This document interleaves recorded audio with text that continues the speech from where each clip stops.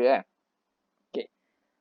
Kalau korang nak baca, dia ada dua platform tau nak baca kes ni. Sama ada satu, macam aku ni, aku guna Explorer ni kan. Tapi ada orang dia guna baca Adobe, dia pakai Adobe yang Acrobat Reader tu or something kan. Aku tak suka yang tu. Sebab Adobe tu dia macam, to me is complicated. Bukan is complicated, aku macam tak boleh nak faham dengan mudah. So that's why aku guna Explorer ni memang mudah bagi aku. Lepas tu dia ada banyak ni kegunaan-kegunaan yang aku selalu guna lah. Aku boleh buat macam ni kan, dua page lah, ikutlah seketika kan. So aku suka lah guna macam ni. Membaca ni kalau aku malas, tapi jarang guna. Ni boleh lukis-lukis. Siapa yang ada pen tu boleh lah guna pen yang teknologi tu. Ni paling aku suka guna, highlight. Apa benda yang aku jumpa kan, yang bagus aku akan highlight. So itu yang kita akan belajar. Okay, First kali dapat case macam ni, kita tengok dulu lah. Berapa banyak ni? 9. Bawah 10 kan? Okey lah tu. So kita pun, lepas tu tengoklah nama case dia. First page biasanya tak apa-apa. Okay, so kita akan masuk. Ini first page. Okay. Maslinda binti Ishak lawan Muhammad Tahir bin Osman. Okay. So, sebelum korang baca kes ni dengan sebelum kita mendalami kes ni, aku akan cerita sikit lah dulu kan. Apa intipati yang aku dapat lah kan. Ataupun mungkin korang tak tahu benda ni lah. Sebab korang baca kes ni takkan dapat. Ni info aku dapat lain. Ini antara skill juga. Bila korang baca kes, usually kes-kes yang besar, tengok court of appeal kan, dia mesti ada news. So kalau kita tulis Maslinda binti Ishak kan, tengok star kan, tapi aku tak nak tunjuk dulu. So nanti korang tak best aku nak cerita. Okay, dia menang kes 100,000 ringgit Malaysia. Dan dia bukan saman Pakcik Muhammad Tahir je. Dia saman Pakcik Muhammad Tahir, Director General Rela kan. Lepas tu dia saman Jawi punya director juga, and juga Government of Malaysia. Okay. Tahu tak siapa lawyer dia? Lawyer dia Kapal Singh. Okay. So apa yang aku nak cakap adalah, point aku adalah jangan baca kes sahajalah. Kau kena buat extra effort sikit. Kau tengoklah apa yang ada, apa yang tak ada kan. Kau kena lebih sikit. Google lah kan. Macam-macam ada kat Google, so kena rajin-rajinkan lah. Okay. So tengok sini. Okay. Lepas tu bila aku dapat je kes, aku akan baca dulu court dia dulu. Okay. Kalau dia court of, ada orang masuk. Bentar selamat datang Aisyah Siti. Okay. So okay, tengok sini Okay. So bila aku baca kes, first aku tengok court dia dulu. Ya Allah, kenapa dia highlight pula? Okay. Okay. Aku akan tengok court dia dulu. Kenapa Kalau dia court of appeal, mestilah kes tu telah di-appeal. Korang dah belajar tak? Ke nak aku explain? Korang beritahu, dah belajar ke appeal ni? Pasal court tu baru masuk semalam. Okay. So aku kena explain sikit lah. Code. Okay. So maksud appeal tu, maksud appeal adalah kes tu bukan start di situ first. Maksudnya dia mungkin start daripada high court dulu, and then baru high court dia appeal naik ke court of appeal. Kalau dia federal court sini, mungkin daripada daripada court of appeal dia appeal ke federal court lah. Okay. Dekat Malaysia berapa kali boleh appeal? Kita boleh appeal 2 kali. So sebab tu penting kena tahu case start kat mana. Kalau case start dekat Sessions Court, so Sessions Court appeal sekali kat High Court. Appeal kali kedua, Court of Appeal, stop. Dah tak boleh naik dah. Macam tu lah prinsip dia. Sama ke? Aku dah ada video aku dah buat pasal ni, res judicata dengan apa yang satu lagi tu. Boleh tengok kat YouTube. Okay. So itu pasal court. Kedua, tengok hakim. Hakim pun kau kena tahulah Okay. Sebab dia ada hakim-hakim yang prominent. Kalau kau selalu baca kes, contohlah kalau aku kata kat kau Gopal Sriram, siapa lagi Richard Malanjom. Bila aku sebut-sebut nama tu, Tunku Maimun, Tuan Mat. So kalau aku sebut nama-nama tu, kalau korang biasa baca kes dan korang observe benda-benda yang macam ni, benda-benda yang simple ni, nanti korang nampak lebih bagus lah. Maksudnya orang tahu kau baca kes tu dengan mendalam. So, okay. So, kedua tengok nama hakim dia lah. Tak payah hafal pun tak apa. Just, kalau korang dah selalu jumpa nanti, korang akan tahulah nama-nama dia. Okay, next. Okay. Ini yang ketiga. Ini kan. Okay, usually aku tak suka baca yang ni. Semua ni, daripada awal dan ni, aku paling tak suka. Dan lecturer aku pun, dia pun jenis tak suka kat baca ni. Kenapa Sebab setengah orang kan, dia baca ni kan. Okay, ini cerita pasal awalan dia tau. Lepas tu ni dia tulis held kan. Held ni maksudnya didecidekan lah. Telah didecidekan, tak tahu bahasa Melayu. Telah didecidekan lah kan. Okay. So ini apa yang hakim tu dah cakap. So ini bahasa Melayu lah, benda yang sama. So setengah orang dia baca daripada sini sampai ini kan. Ni kita panggil preamble atau preamble. So preamble ni selalunya orang yang malas dibaca tu je. Dia baca tu je. Lepas tu dah dia tutup kes. Jangan buat begitu ya kawan-kawan. Jangan Okay. Tapi aku buat juga macam tu. Hipokrit kan. Tapi tak. Aku buat macam tu bila terdesak. Kalau aku nak baca 10 kes, takkanlah aku nak baca semua kan.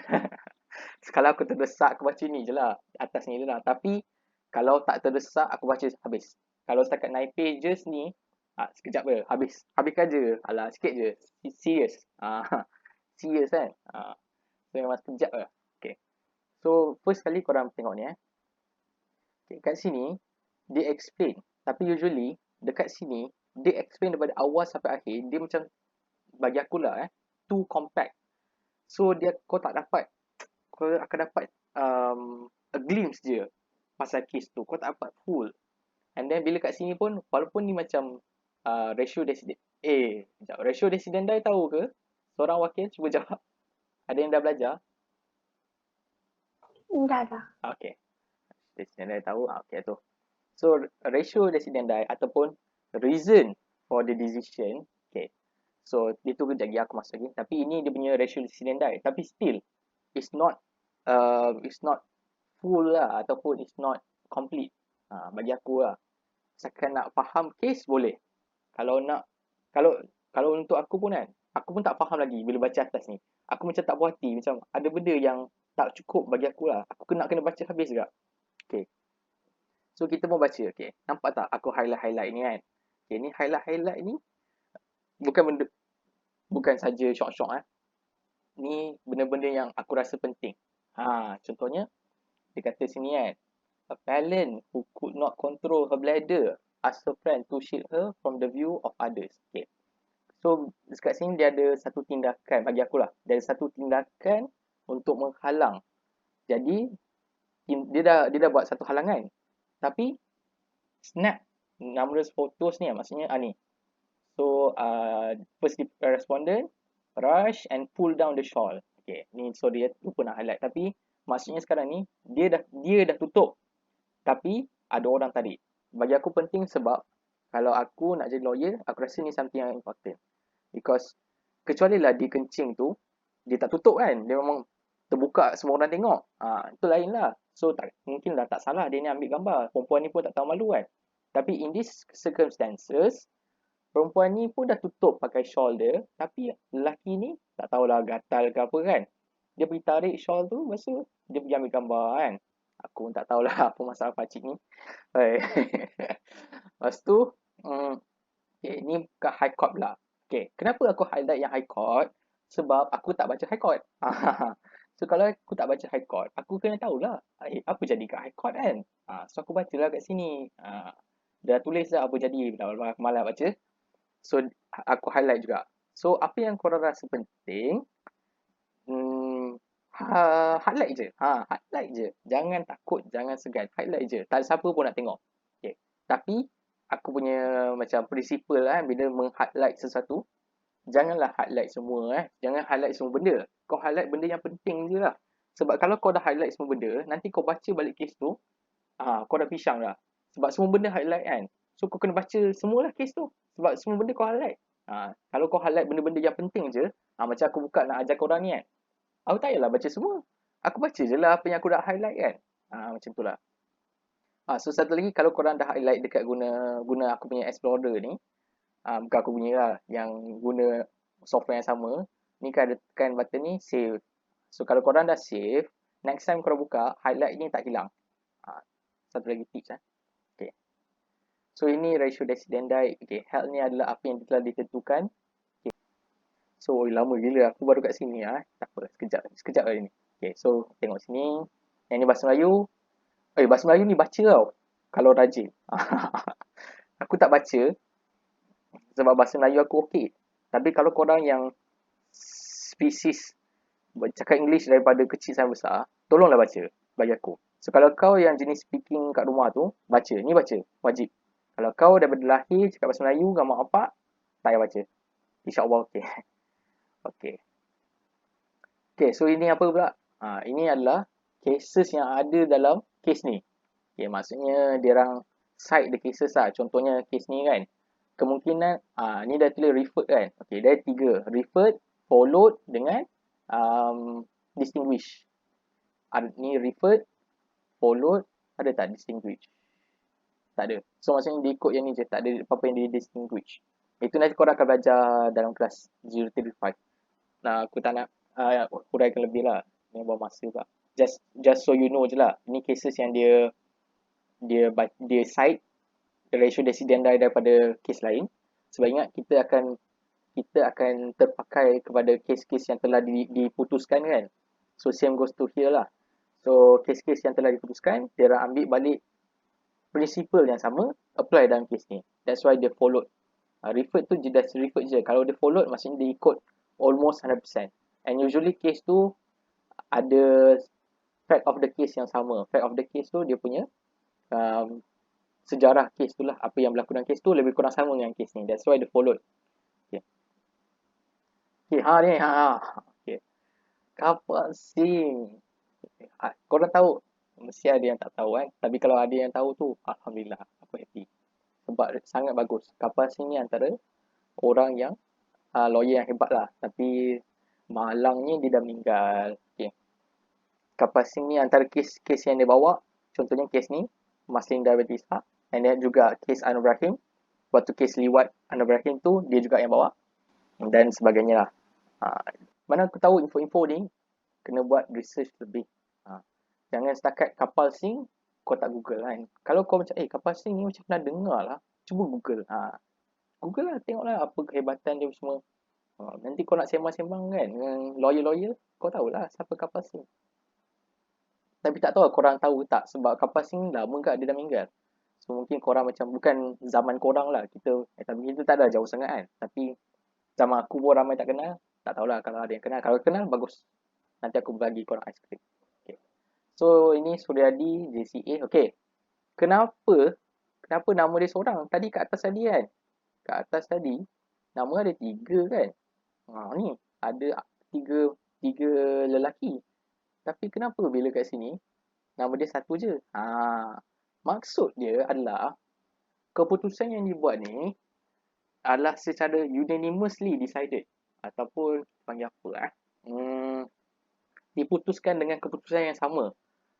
Kan ada kalau korang belajar, dia ada dissenting opinion, lepas tu ada concurring opinion. Lepas tu satu lagi tu sekejap aku tak ingat tapi satu lagi tu yang unanimously decided. Ada term dia, awak aku lupa. Okay.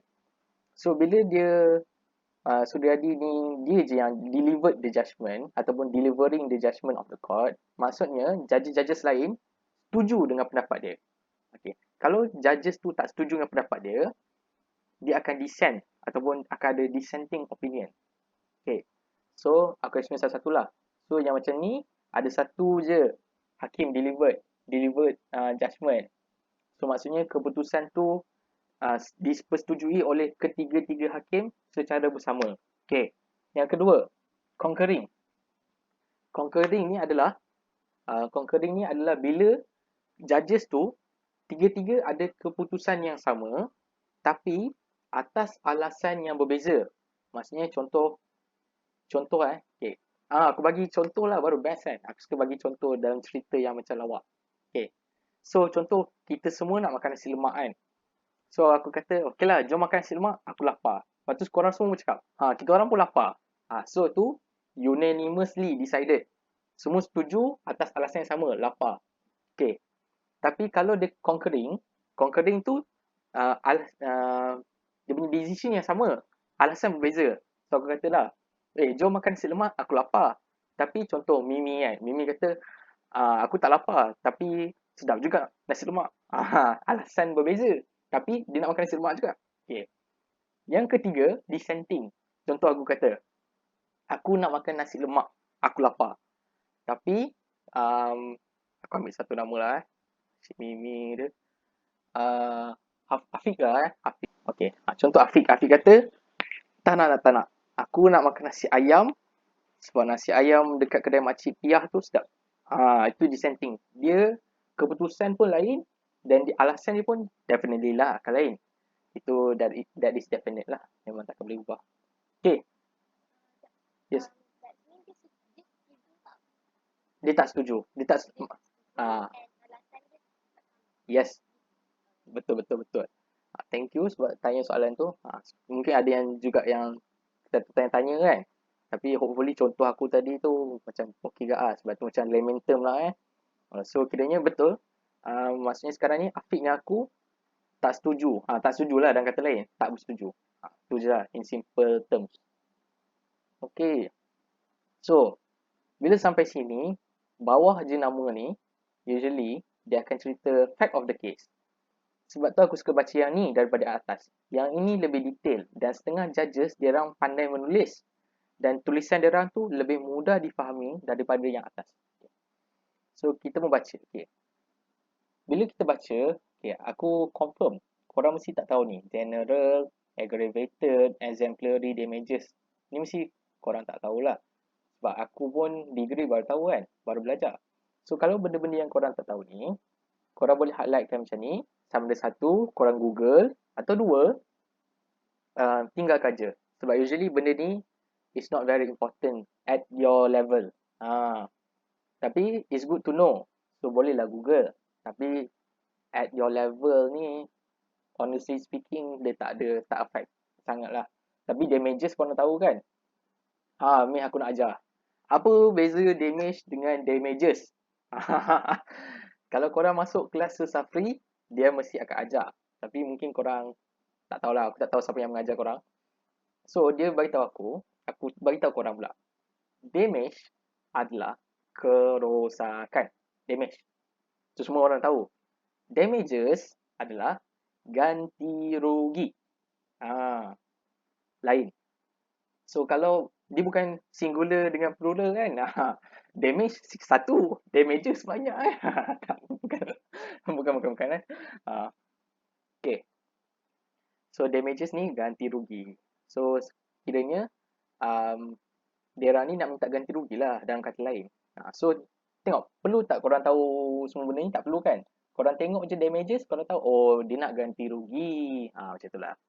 Sebab benda ni nanti korang akan belajar detail dekat degree. Waktu asasi pun belajar damage je. Tak belajar pun. Yang tiga-tiga ni ada banyak lagi, bukan tiga je. Tapi banyak betul dia minta. Okay. So tengok aku dah highlight apa semua bla bla bla bla. Ni aku tak tekankan sangat sebab aku nak tekankan ratio decedent die. So nanti korang pun dah baca kan. So bla bla bla bla bla ni dia kencing semua. Okay, tapi tengok benda penting aku highlight lah. Macam ni bagi aku semua penting memang aku highlight semua. Okay. So ini officer to snap photograph bla bla bla bla bla. Okay. Okay, tengok. Okay. Tengok Now, we now reproduce the bla bla bla bla. Okay, ni maksudnya ni adalah submission. Okay. Submission tu apa? Kalau korang tahu, power lah. Nanti aku bagi RM1. Tapi kalau korang tak tahu, submission ni adalah korang punya, apa yang korang tulis kepada hakim. Okay. Bila kita nak lawan dalam mahkamah, kita lawyer kan? Kita nak lawan pihak lawan lah kan? So, in order untuk menang kes tu, kau kena tulis submission. Sebab semua orang duk ingat kan, lawyer ni macam pergi court, cakap, balik tidur kan? Tak. Dia ada dua. Dia ada kita panggil oral submission, itu yang cakap tu, and dia juga written submission. Written submission ni adalah yang tulis lah. Kau tulis lah. Saya rasa bahawa Mas Linda binti Ishak ni tak salah. Dia telah diambil gambar semasa kencing. Kau tulis semua tu, Kau masukkan law principle, akta apa, akta tu, masukkan. Tapi dalam kes ni tort. Tort korang tak belajar lagi. Tort semester 2 baru belajar. Tort ni dia tak ada akta. Tort tu apa?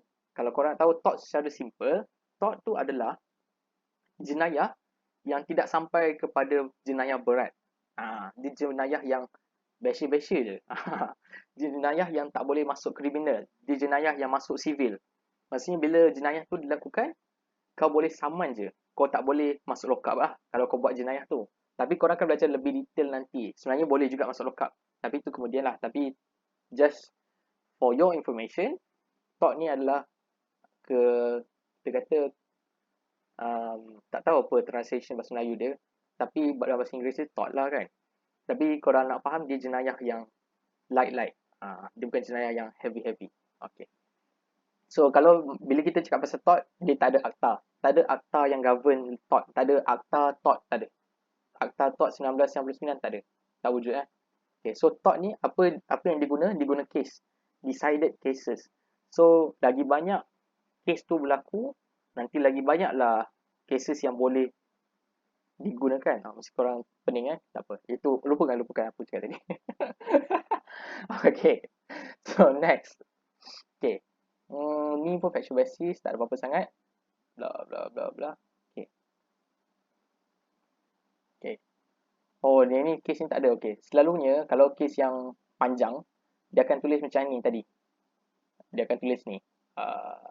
Held ni. Okay. Dia akan tulis ni. So bila kau nampak je perkataan ni, maksudnya dia dah start bagi ratio decidendi. Nanti okay. Nanti tak apa. Nanti kat ujung-ujung ingatkan aku akan explain pasal format soalan. Okay, itu kemudian. Tapi bila start je held ni, tapi bukan yang ni tau. Dia kat bawah-bawah lah usually. Okay, maksudnya ratio decidendi dah mula nak keluar.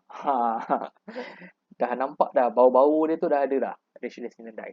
Okay, tapi kalau nak tahu lebih tepat ratio decidendi tu dah keluar ke belum, kau akan jumpa macam ni. Bila dia mula cite cases. Contoh ni.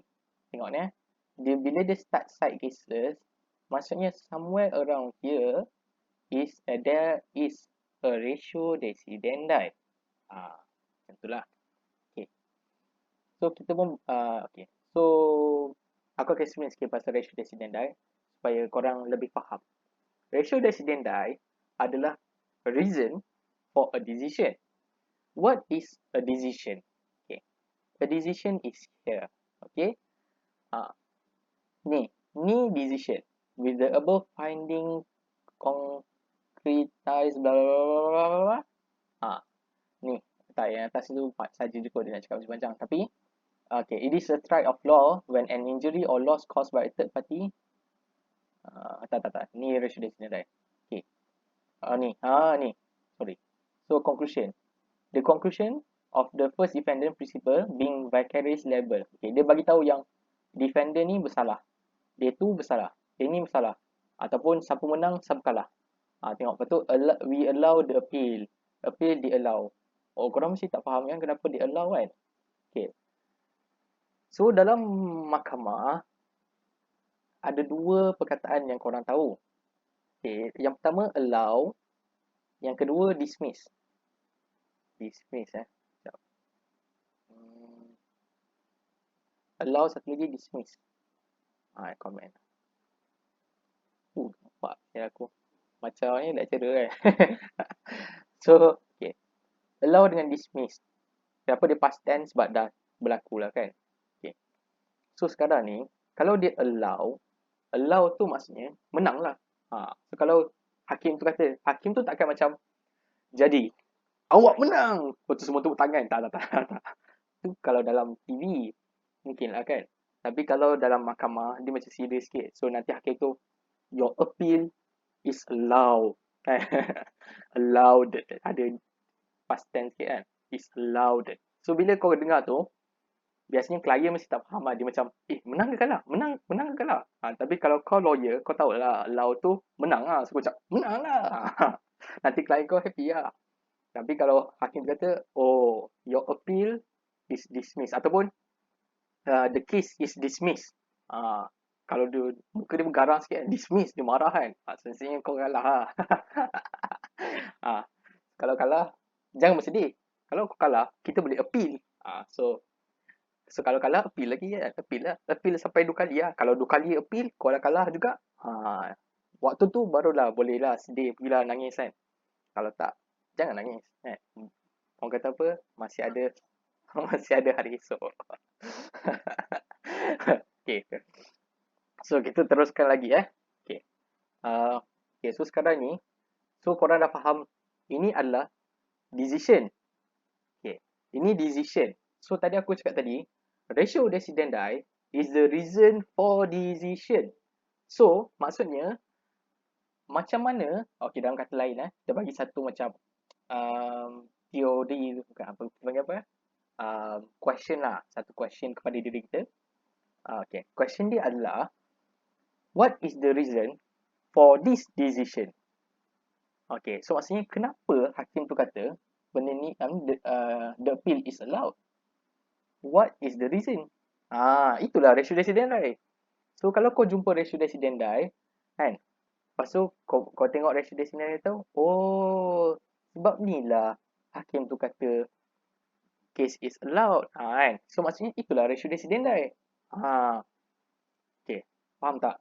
Faham tak?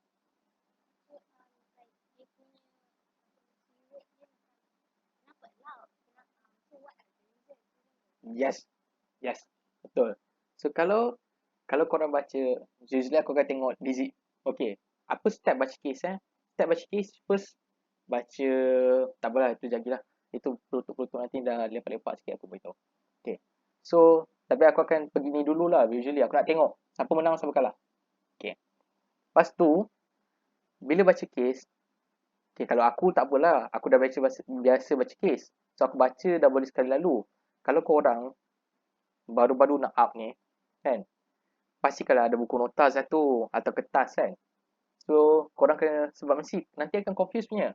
Appellant kan, daripada appellant dia tukar jadi defendant, respondent lah, berbagai kan, pening kan.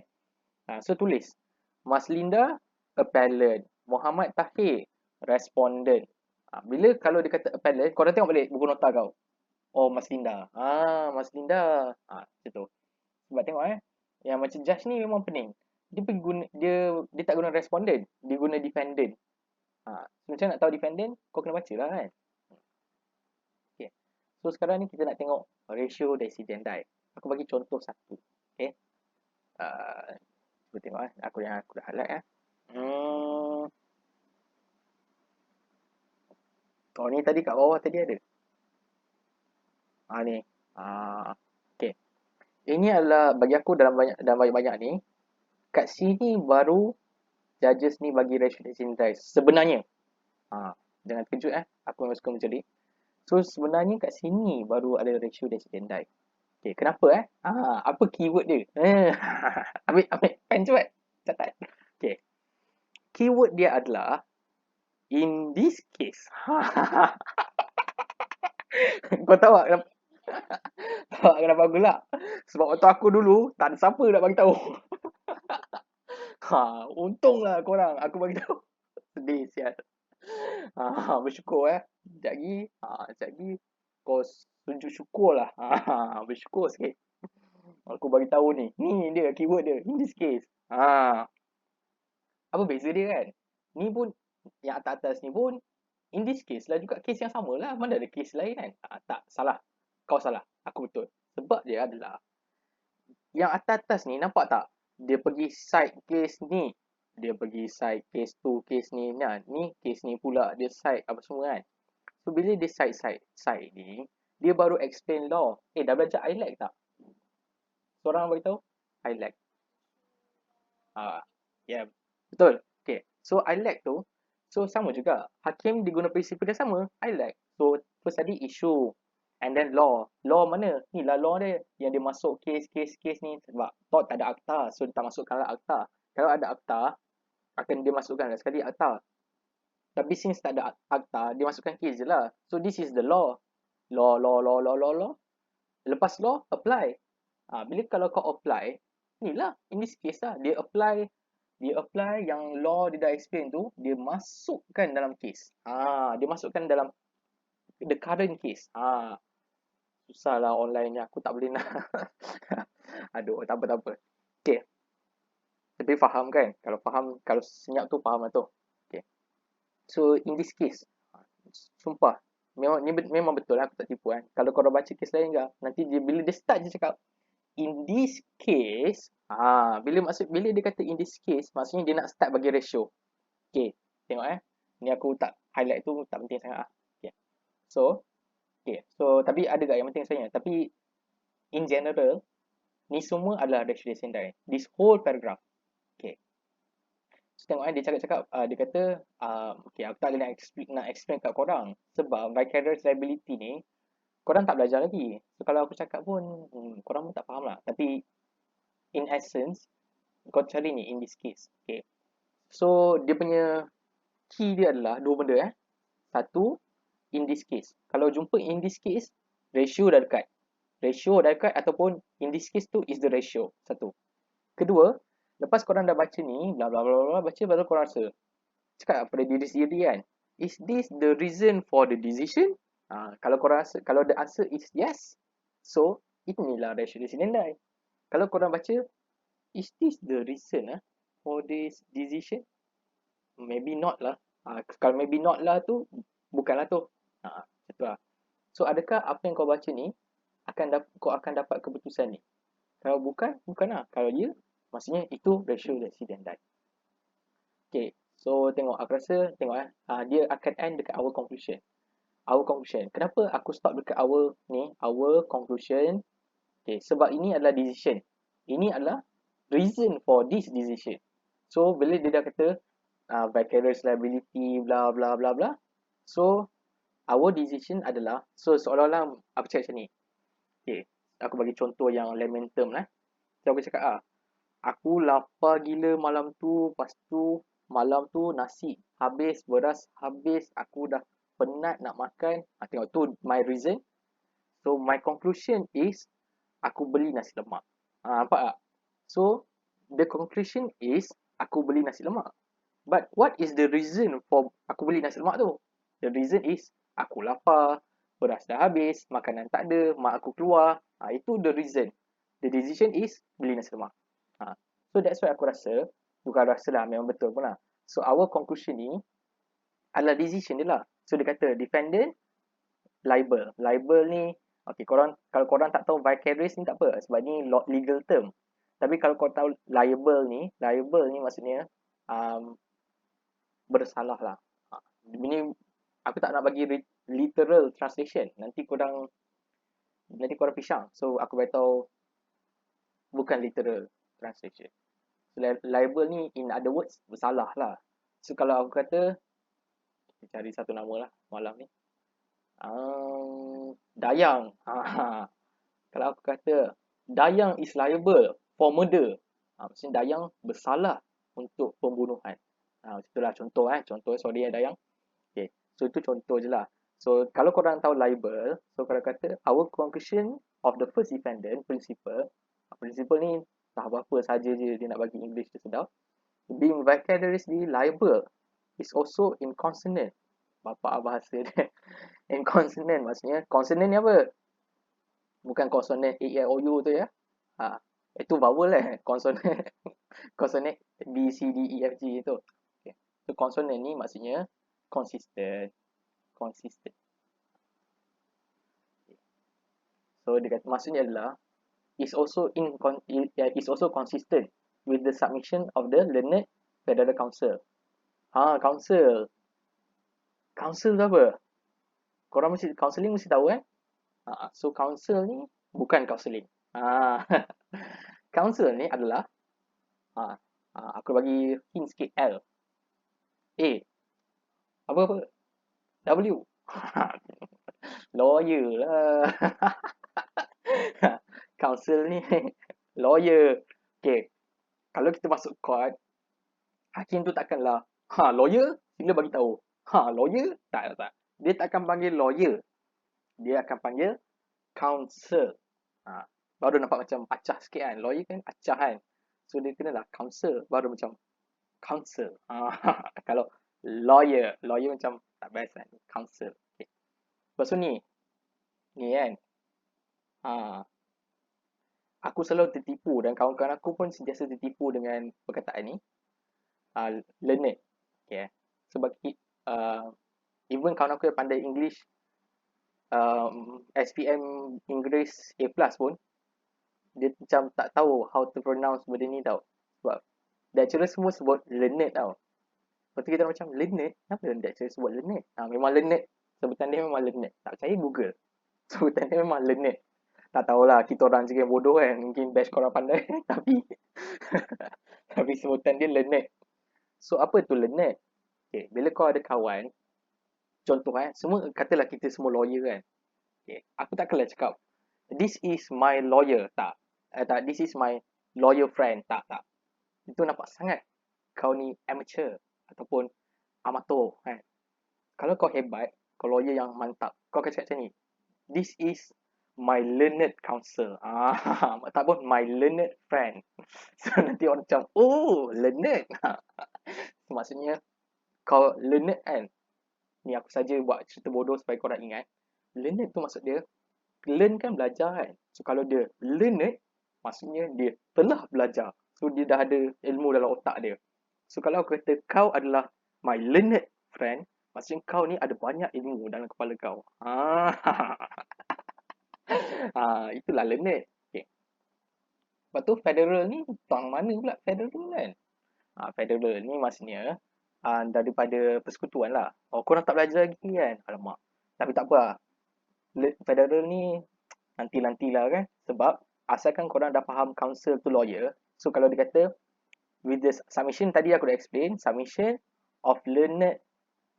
Ni tak tahu counsel kan. Kalau dah learned counsel maksudnya lawyer lah. So in other words, with the submission of the counsel of the lawyer lah. Submission of the lawyer. That okay, yang ni judges tu dia saja nak bagi nampak pandai. Sebenarnya ni tak apa-apa pun. Ini dia quote daripada kata-kata hakim lain. Okay. At the end of the day, every case will be decided on its own peculiar facts. Okay. Ini pasal tort. Sebab every tort cases will be decided on its own peculiar facts. Maksudnya, walaupun kes tu dah serupa dah sama dah, mesti keputusan dia akan sama kan? Tapi tak semestinya. Kalau dia punya facts tu ada some peculiarity.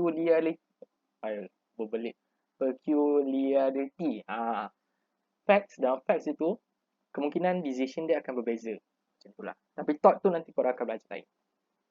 Okay. So sekarang ni kita akan fahamkan format soalan. Okay. Format soalan kita tengoklah nama Mas Linda ni. Nama dia pun. Okay. Kita tengok nama Mas Linda. Okay. So format soalan senang je. Ambil cepat-cepat. Ambil pen. Siapa yang tengah baring tu, cepat-cepat ambil pen. Okay. Aku nak explain format soalan. Okay. Format soalan, okay, sebelum aku bagi tahu, kemungkinan format berubah. Tapi ini format setakat yang aku tahu. Dan jangan risau, korang baru batch keberapa je pun. Aku batch first, syllabus ni.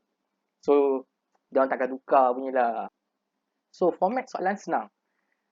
Untuk subjek 035 ni, lecturer akan banyak tanya definition. So, dan definition pun memang penting pula. So, apa yang aku buat dulu, aku ingat lagi waktu 035 kan, malam sebelum exam tu, aku suka study last minute. Tak tahu kenapa. Okay, so seminggu lah waktu study week tu, aku ambil satu kertas A4, kertas kajang lah, yang ada line tu kan, full scape tu, aku lipat dua, jadi dia jadi lagi nipis dan panjang kan. Lepas tu aku tulis segala definition yang ada dalam buku modul. Panggil buku modul ke? Buku apa yang kau panggil? Buku manual. Berapa manual lah sial. Okay, tak apa. So, buku manual korang tu, segala definition yang ada dalam tu, kau tulis dalam kertas full scape tu. Kenapa aku suruh tulis bukan type? So, bila tulis sambil tu, kau akan terhafal sikit-sikit. Okay. So, kau tulis dalam tu, lepas tu kau hafal lah. Hafal semua. Sampai kalau aku tanya, kau boleh ingat semua. Okay. Macam mana nak hafal semua? Babi banyak kan? Sorry aku carut. Banyak gila kan? So, macam mana nak hafal semua ni kan? Senang je. Kau janganlah jadi, okay, aku bagi tahu siap. janganlah jadi bodoh. Okay, bodoh maksud aku di sini adalah, bodoh ni bukan. Okay, kalau kau tengok definition of bodoh ataupun stupid, stupid ni adalah orang yang repeat the same mistake and expecting a different result. Itu bodoh. So, tak salah pun guna bodoh. Kalau kau jumpa orang yang repeat the same thing expecting a different result, dia adalah bodoh. Bodoh perkataan khas dalam kamus, so tak salah aku nak guna. Betul lah, memanglah bodoh lah kalau dia hafal membuta tuli dalam kertas tu. Jangan buat macam tu. Sebab bila kau nak hafal, kau kena faham. Okay. So antara tips yang aku dapat daripada lecturer adalah, lecturer ni sebenarnya dia suka kalau kau tulis sesuatu tu dalam ayat kau sendiri. Sebab kalau kau tulis bulat-bulat, seakan-akan macam kau meniru. Dah lah ODL kan. Kalau ODL, nanti final korang, dia bukannya macam, apa ni, macam face to face. Korang akan dapat masa tempoh, contohlah 1 hari, korang akan buat final korang. Okay. Tak silap aku, korang ODL ke? Kalau salah, tak tahu kan. Korang ODL ke final? Kalau face to face, betul lah. Okay. Kalau face to face pun sama juga, hafal juga. Kalau tak hafal pun, kalau ODL pun hafal juga, sama je. Cuma hafal lah, sumpah bagus. Contohnya kan, aku tanya korang custom. Yang aku tulis lah sikit. Custom. Okay. Nampak mudah kan? Ni perkataan satu je custom. Ada banyak maksud. Satu, custom. Custom yang dekat airport tu kan, custom. Okay. Kedua, apa lagi untuk custom? Adat. Custom juga. Untuk apa lagi? Custom. Dua ni je lah yang aku tahu kan. Tapi maksudnya apa? Dalam law sendiri, ada dua meaning dalam satu perkataan, custom. Apa lagi yang menarik? Contoh, bateri. Bateri tu apa? Mesti korang ingat apa ni? Bateri jam kan? Betul juga. Bateri jam lah. Bateri jam. Tak kisahlah jam ke, phone ke, bateri lah juga kan? Tapi kalau daripada segi law, bateri ni adalah pukul. Ataupun dalam bahasa nama lain je juga boleh tulis sebagai battered. Battered pula. Battered. So kalau contohlah Aiman apalah, lepas tu guna battered kan, maksudnya Aiman telah dipukul lah. So battered, bila kita convert into, aku tak tahu ada English noun ke apa benda ni, jadi dah battery. Nampak ingat battery ni battery jam je kan, nampak. Tapi kalau kau guna ni boleh memperbodohkan kawan-kawan kau lah. Nanti kau tanya battery tu apa, lepas tu dia macam battery jam lah. Tak, battery tu pukul. Okay. Okay, apa lagi sumpah law banyak gila perkataan yang kau ingat. Ni maksud dia lain. Tapi macam tu lah nanti. So, macam mana aku tahu benda-benda ni kan?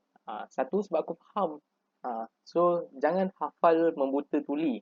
Kau kena faham. Contohnya custom kan. Custom maksudnya a group. Aku tak ada reference apa kan. Aku punya komputer ni korang pun nampak kan. Aku boleh bagi satu definition. Custom is a common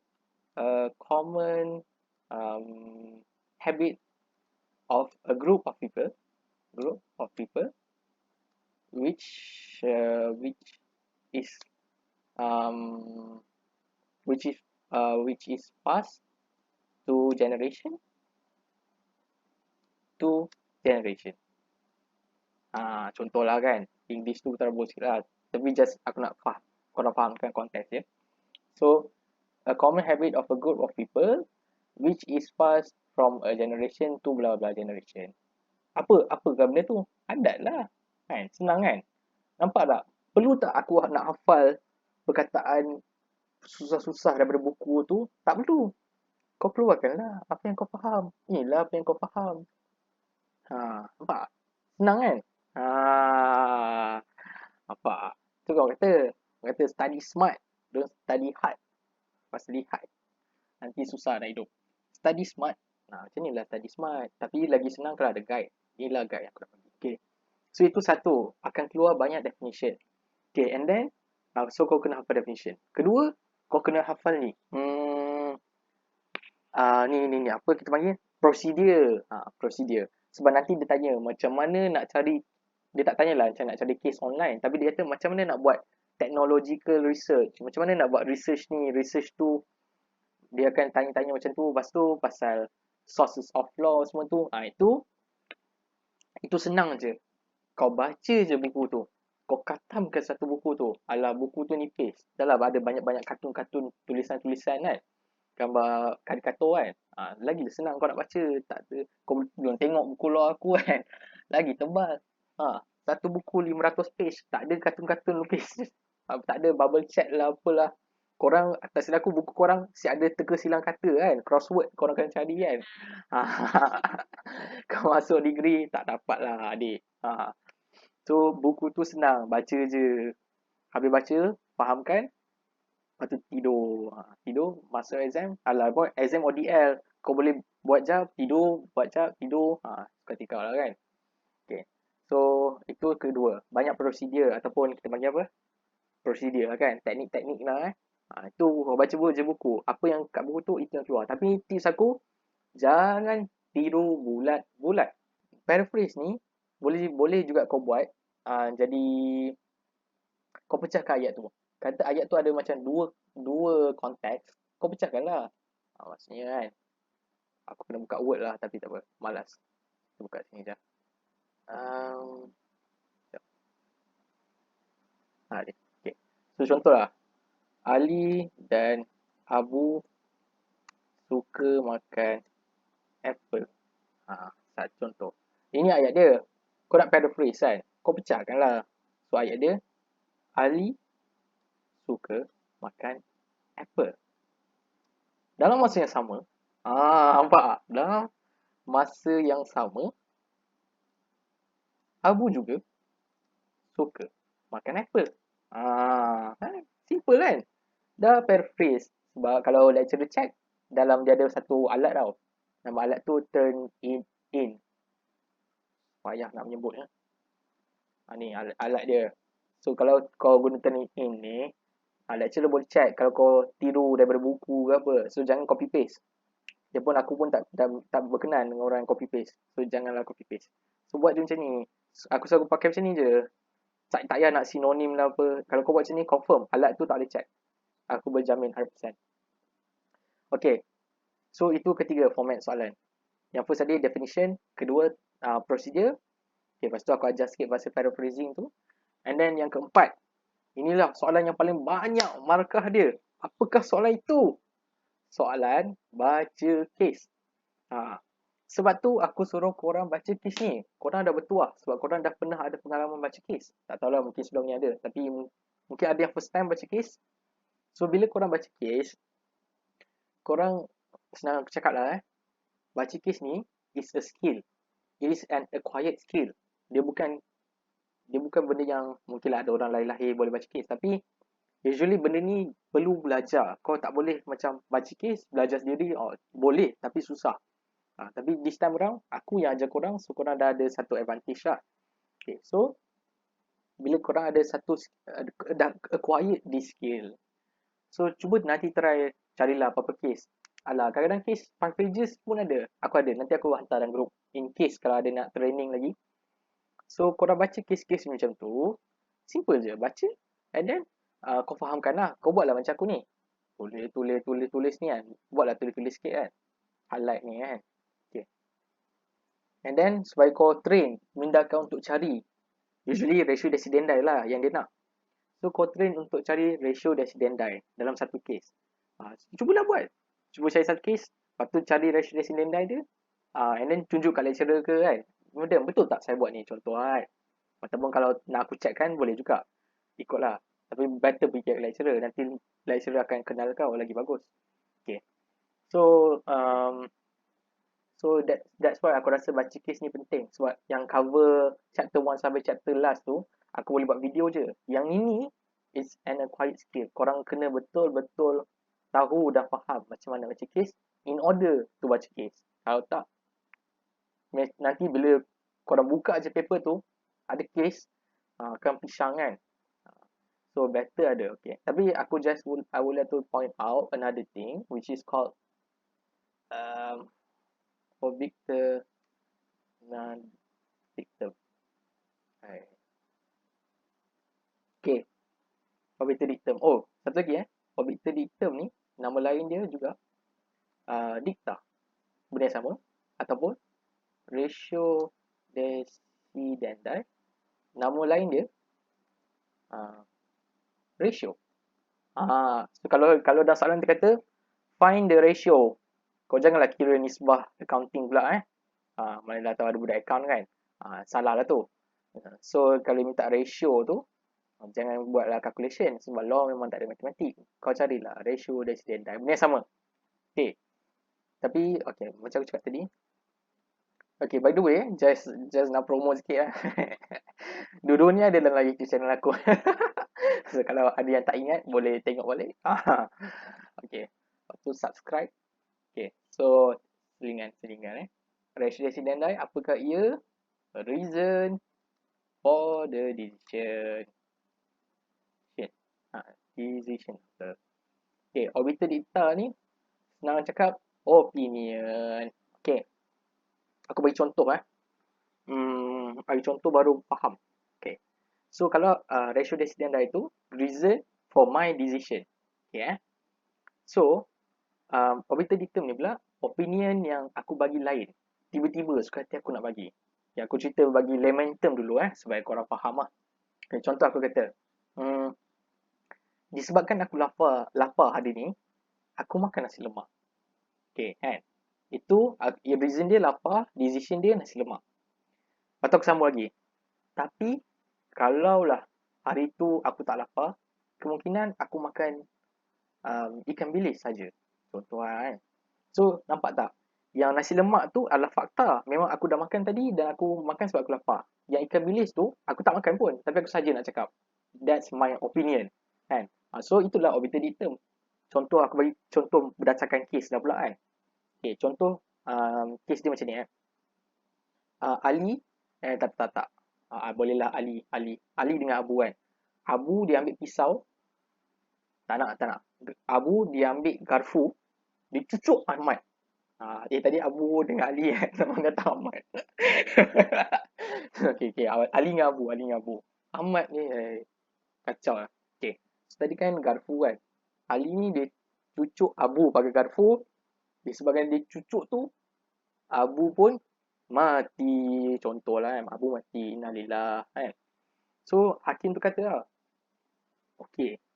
Saya putuskan bahawa Ali ni tak bersalah membunuh Abu. Sebab dia cucuk dengan sebab cucukan dia tu sepatutnya tak boleh mematikan. Tapi somehow Abu mati. So the reason tengok decision dia adalah Ali tak bersalah disebabkan sepatutnya cucuk pakai garfu tak mati. Lepas tu tiba-tiba hakim tu tambah lagi dia kata, tapi sekiranya Ali dia bunuh Abu tu pakai pisau yang confirm Abu akan mati, baru dia bersalah. Hakim cakap tu kan. Tapi dalam kes ni Ali tak guna pun pisau. Kenapa hakim ni memandai cakap pasal pisau kan? Itulah orbital dicta. Benda tu tak ada kemengena, maksudnya bukan tak ada kemengena lah. Dia kena mengena, tapi dia tak adalah berkaitan secara terus. So itulah orbital dicta. Hopefully korang faham lah. Aku dah bagi banyak contoh dah. Okay, tu. Tapi macam aku cakap, kalau tak faham, tengok je lah YouTube. Okay. And then, okay. Next. Alright, ni dah settle. Okay. So, baca case. Okay. So, next adalah macam mana aku baca case. What is the first step? Okay, the first step is to understand the fact of the case. Satu. Kedua, find the issue. Issue tu usually dia akan ada perkataan whether. Okay, macam mana nak cari dalam benda-benda macam ni kan? Kalau kau nak cari perkataan boleh tekan ni, tapi ni untuk orang noob lah. Kalau orang yang tak noob macam aku, kau tekan control F. Nanti dia keluar ni kan. Control lah whether. So ni kan ada whether, tapi ni bukanlah, sebab ni dia quote. Dia bukan daripada hakim. Kalau isu usually korang dah belajar kan whether tu. Whether. Tapi kalau hakim tak guna whether, kau ambil je lah kat sini whether yang berkenaan. Ataupun sebenarnya kau boleh reka je. Tengok aku tak ada pun ambil sebiji daripada kes ni kan. Aku faham kes ni. So macam mana aku nak buat isu dia? Isu dia adalah whether the first, the second, third and the fourth respondent is vicariously liable. Ya, macam gila padahal ada kat sini kan. Ni ada tulis kat sini lah. Tapi my point is, korang tak perlu pun nak susah payah kan. Kalau korang faham sesuatu tu, korang boleh gunakan otak yang telah diberikan oleh Tuhan untuk membaca ni. Bukan untuk baca, untuk membuat satu weather lah. Bukan weather dia. So macam tu lah. So, itu dah settle. Okay. Aku rasa dah tak ada apa sangat lah. Tapi just in case ada siapa yang mempunyai soalan yang tak faham, dia nak tanya, silakan.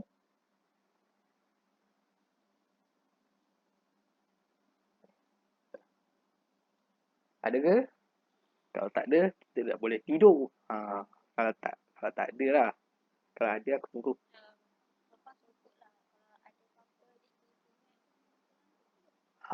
Okay, boleh. Itu menunjukkan aku mengajar dengan bagus. Tak ada. Aduh. So, yang baru masuk, sorry aku buat bodoh kan. Sebab, alah, buat apa kita nak stress kan belajar. Tak guna. Bagi aku, kita kena enjoy. So, kalau siapa-siapa yang, sebab semua ada aku bagi tahu aku memang nampak macam bangang kan, buat lawak bodoh kan. Tapi, tak bermaksud aku ni tak nak direspect. Macam tu lah. So, at this point, aku respect korang. Dan korang pun respect aku. So, that's good lah. Good enough to me. Tapi, just in case, kalau korang tak berminat dengan style aku mengajar, sebab mungkin ada yang suka, ada yang tak suka kan. Kalau yang tak suka tu, I'm sorry lah. Itu kesilapan daripada aku.